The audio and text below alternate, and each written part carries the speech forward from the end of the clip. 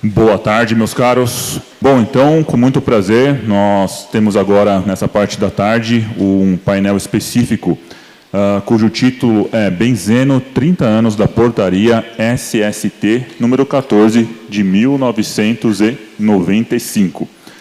E para falar de um tema, esse tema tão polêmico e que permeia uma parte técnica científica e uma legislação muito ampla, nós temos 3 convidados para tratar desse tema, tratando de óticas diferentes, mas que convergem para esse ponto tão importante.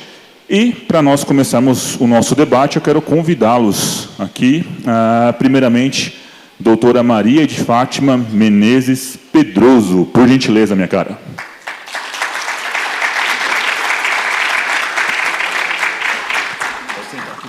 Então, vamos lá. A gente vai dividir esse painel em 3 palestras. E, primeiramente, nós vamos começar, então, com a doutora Maria de Fátima Pedroso, que vai falar sobre os limites de exposição para substâncias carcinogênicas, o estado da arte. Então, por favor, doutora, queira vir aqui ao púlpito. Bom, então a gente vai começar a discutir qual é o estado da arte na derivação dos limites de exposição para substâncias carcinogênicas. Tomando como exemplo o benzeno, desde a primeira vez que se foi relatado casos de anemia aplástica em 1897, até a metade, vamos dizer, eles não têm essa coordenação. Até a metade do século XX, a gente vê que os efeitos hematotóxicos do benzeno nortearam a seleção e a seleção das concentrações máximas recomendadas. A CGIH, então, no período de 10 anos, ela diminui 4 vezes o seu valor de concentração máxima, que ainda não tinha a denominação de limite de exposição ocupacional, e isso foi decorrente de uma tentativa mais empírica, observacional. A partir de então, e mais para a década de 70, nós vemos que, olha, total descoordenação, nós vemos que os valores limites, eles são baseados, então, no risco de leucemia para os trabalhadores expostos. Mas vai ser... Será que é aqui que eu tenho que apertar? Mas vai ser somente no século XXI que se discute uma nova metodologia para a derivação desses valores limites e que novos valores são propostos para o benzeno. Elenquei aqui alguns dos novos valores derivados. Qual é essa nova metodologia? É a avaliação de risco à saúde humana. A avaliação de risco à saúde humana é uma ferramenta constituída por 4 etapas: identificação do perigo, avaliação dose e resposta, avaliação da exposição e caracterização do risco. As 2 primeiras etapas, identificação do perigo e avaliação dose e resposta, elas compõem a avaliação da toxicidade da substância química. Toxicidade é um dos perigos de uma substância química. E se é um perigo, ele é qualitativo. É a capacidade inerente dessa substância promover um efeito deletério.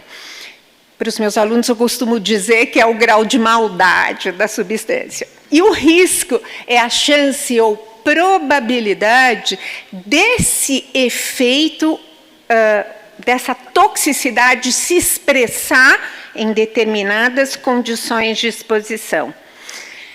Então, a primeira fase da avaliação da toxicidade ou da avaliação de risco, a identificação do perigo, nós vamos identificar, levantar todos os estudos disponíveis para identificar o tipo e natureza dos efeitos adversos à saúde. Então, desde os estudos de estrutura, atividade, até os estudos in vitro, depois estudos com animais e com o homem, e eu vou pesar essas evidências. Quem traz maior peso para a evidência do estudo são os estudos epidemiológicos, desde que bem delineados.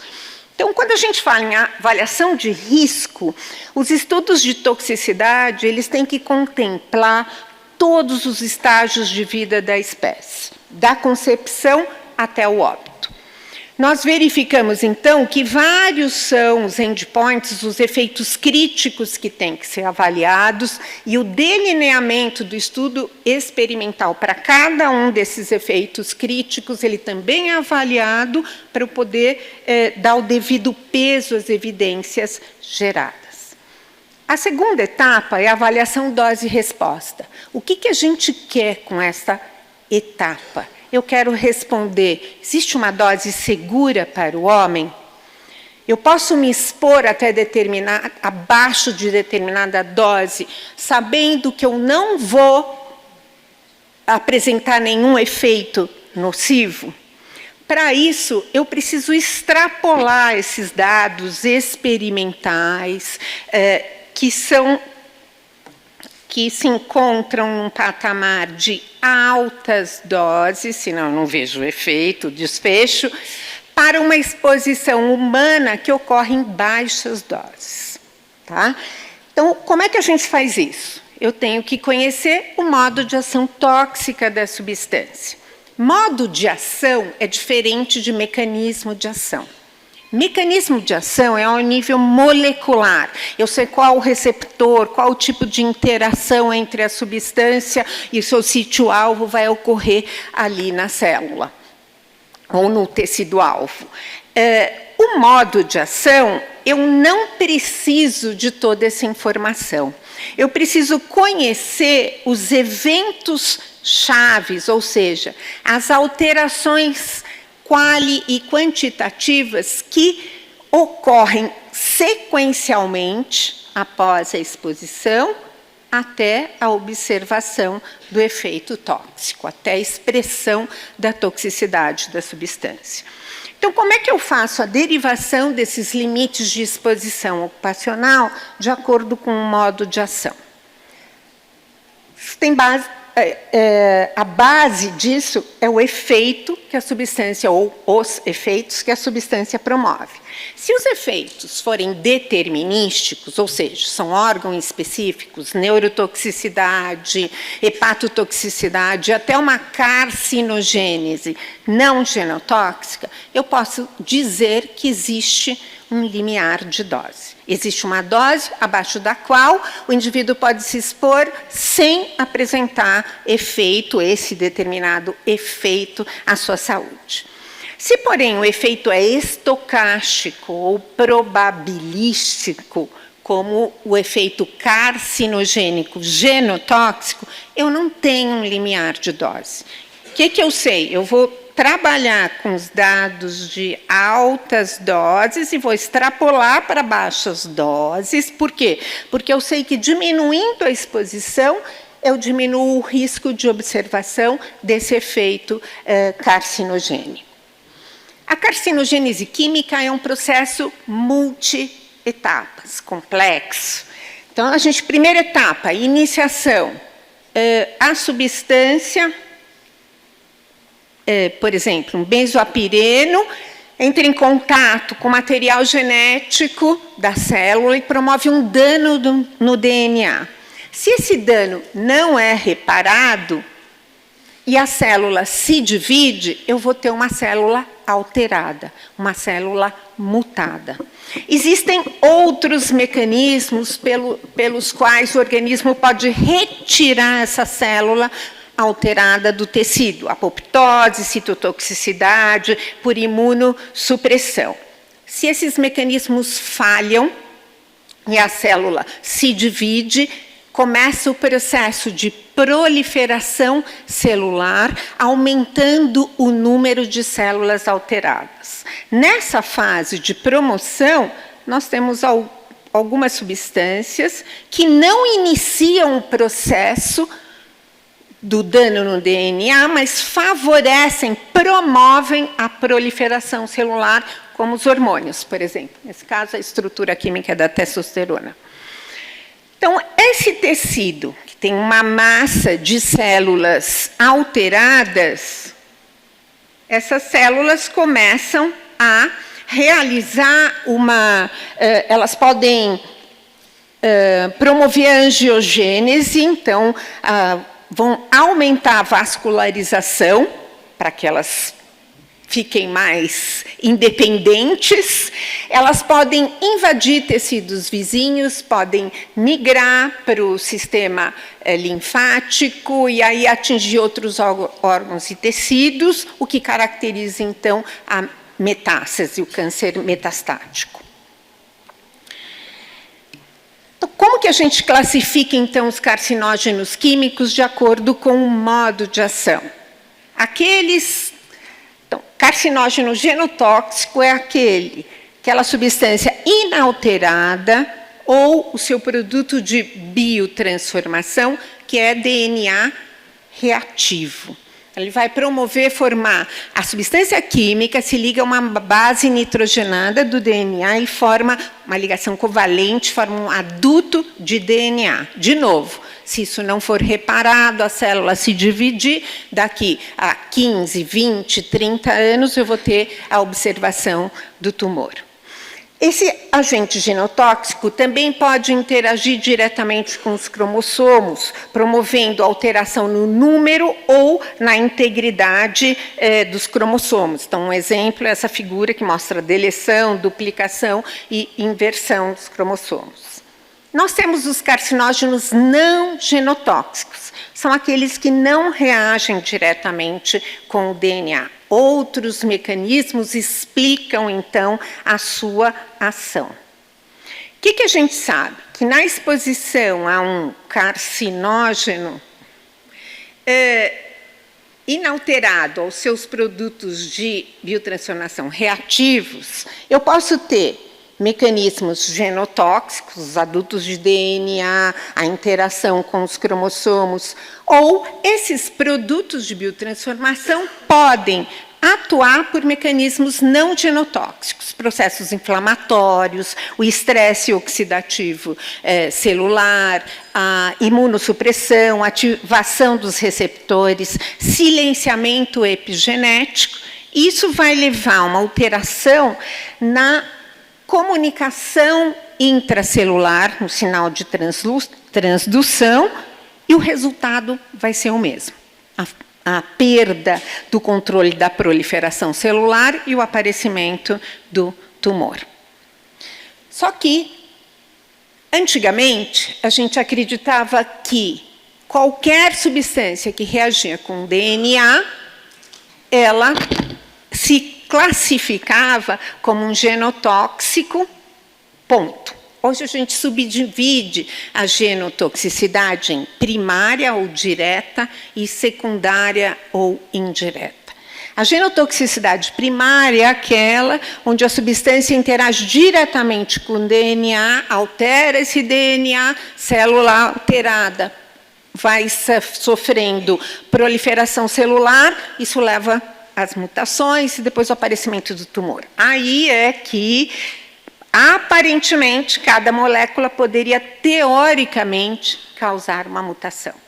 Mas nós temos aqueles que se comportam como genotóxicos secundários ou indiretos. O que eles fazem? Eles alteram funções celulares ou o ambiente físico-químico das células.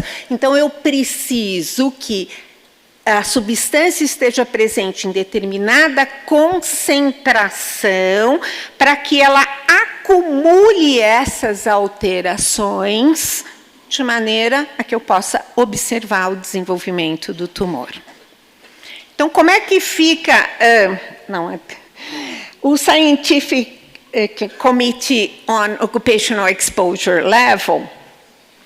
Ele, desde 2009, ele se apropriou desses novos conceitos, isso vem sendo discutido desde o final do século XX, e recomenda, então, que se diferencia os carcinógenos quanto à extrapolação para baixas doses e definição do limite ocupacional de exposição. Então, vai seguir a classificação tradicional, genotóxico ou não genotóxico. Se é não genotóxico, eu tenho uma dose limiar.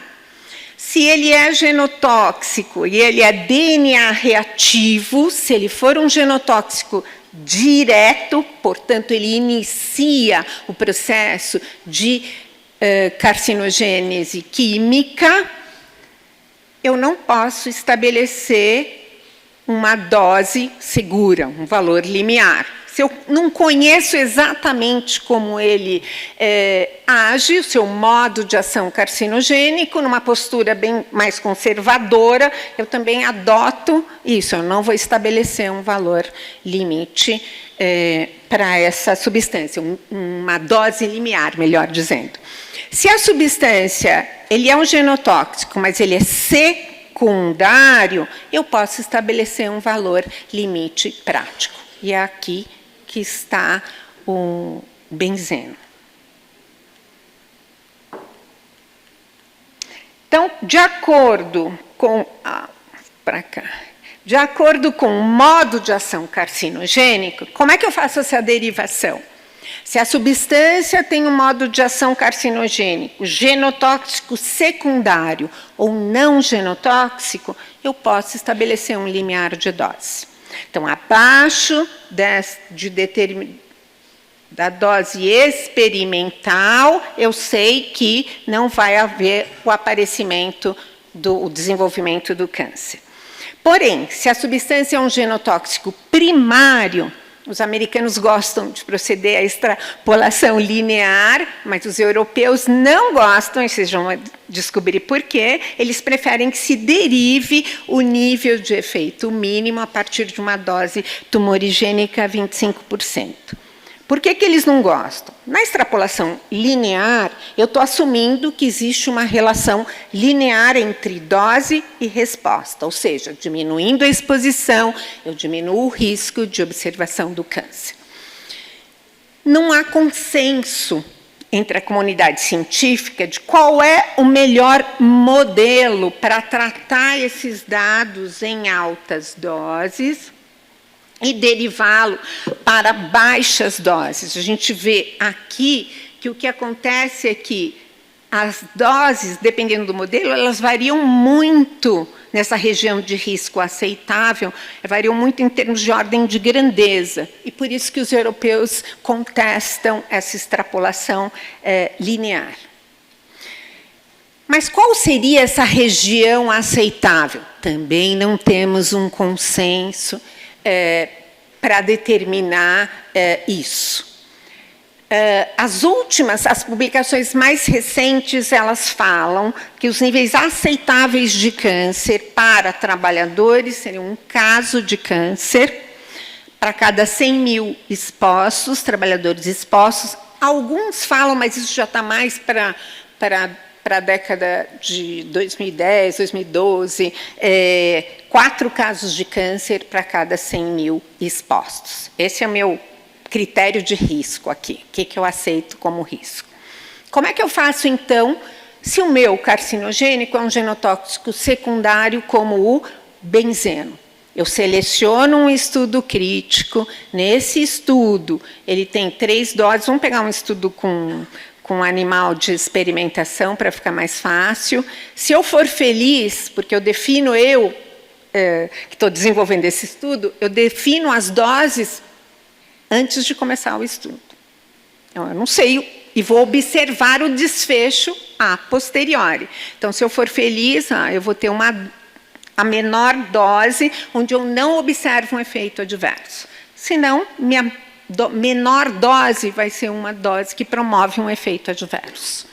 Só que eu estou trabalhando em altas doses. Então, eu escolho o meu ponto de partida, tá? É a sigla em inglês, Point of Departure, e eu vou fazer essa extrapolação que foi para baixo ali?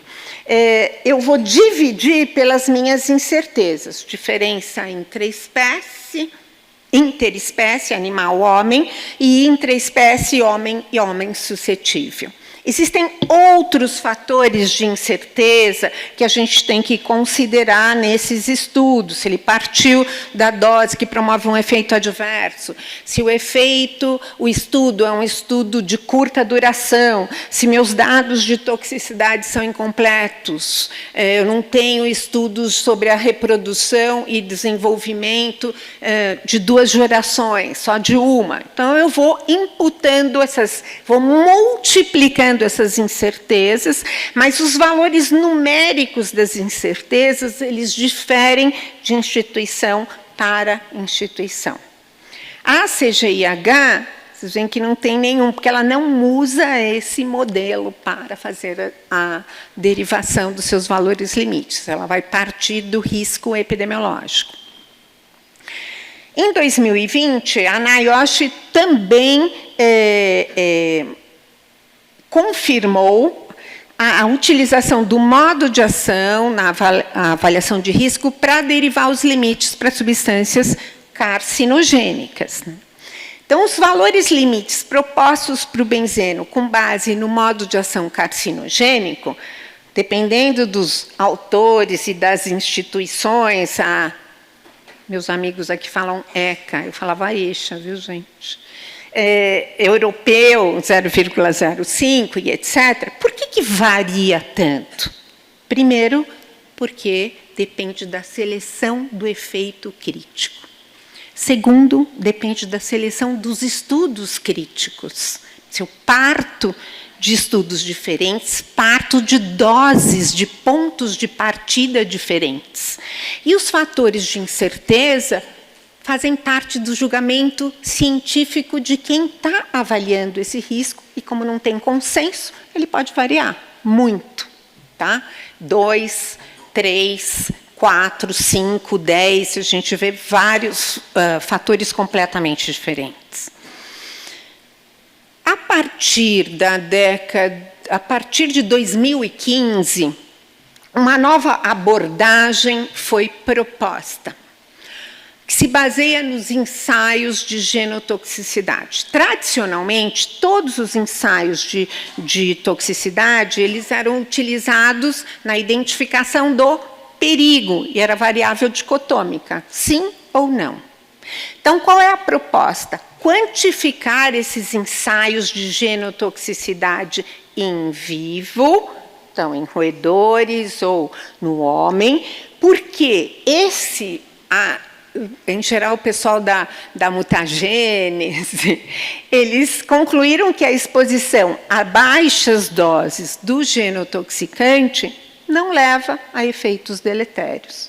Porque nessas doses baixas, os danos ao DNA, eles são efetiva e eficientemente reparados. A mutação só vai ser observada quando os mecanismos de reparo, eles estão saturados. Então, não interessa se o meu genotoxicante ele é primário ou secundário. Eu tenho que trabalhar com doses baixas e proceder à extrapolação dose-resposta não linear, que é aquela que a gente discutiu a partir do POD dividido pelos fatores de incerteza.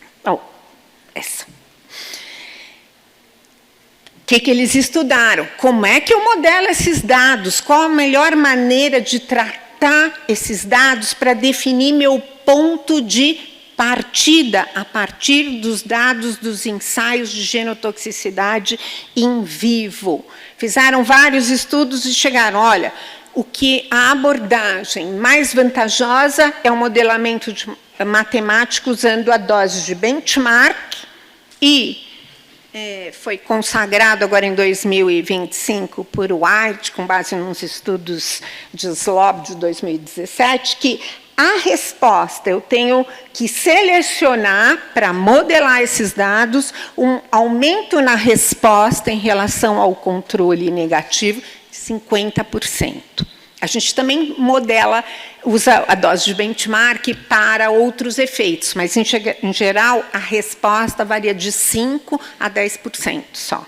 tá? Dependendo da instituição.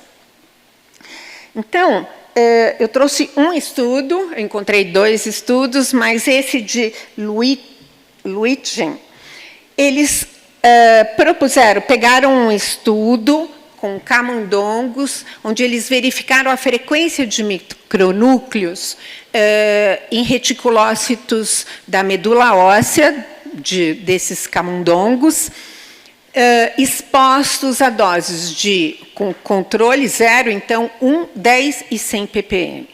Modelaram esses dados, chegaram ali numa dose de benchmark, ajustaram essa dose para o equivalente da exposição humana, dividiram por todos os fatores de incerteza e chegaram em 0,021, que é o limite inferior do intervalo de confiança da dose de benchmark, a 0,032 ppm.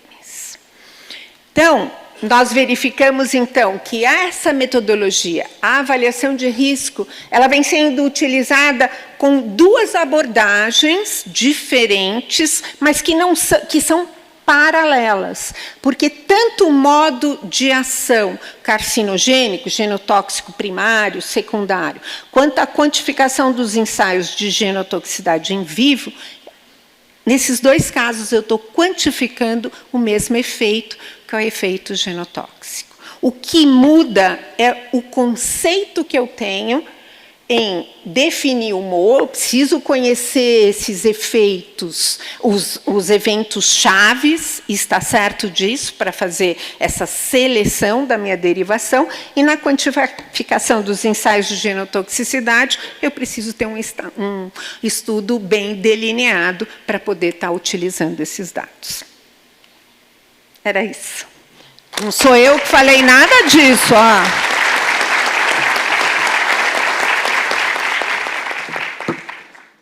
Recebemos uma quantidade boa aqui de perguntas. Eu vou direcionar, então, uma para cada um de vocês, meus caros. Começando por ti, doutora Fátima. Um dos nossos congressistas perguntou: é muito comum o lema benzeno não tem limite de exposição seguro, principalmente pensando acerca da legislação previdenciária. Então, a partir da apresentação, o que dizer sobre isso?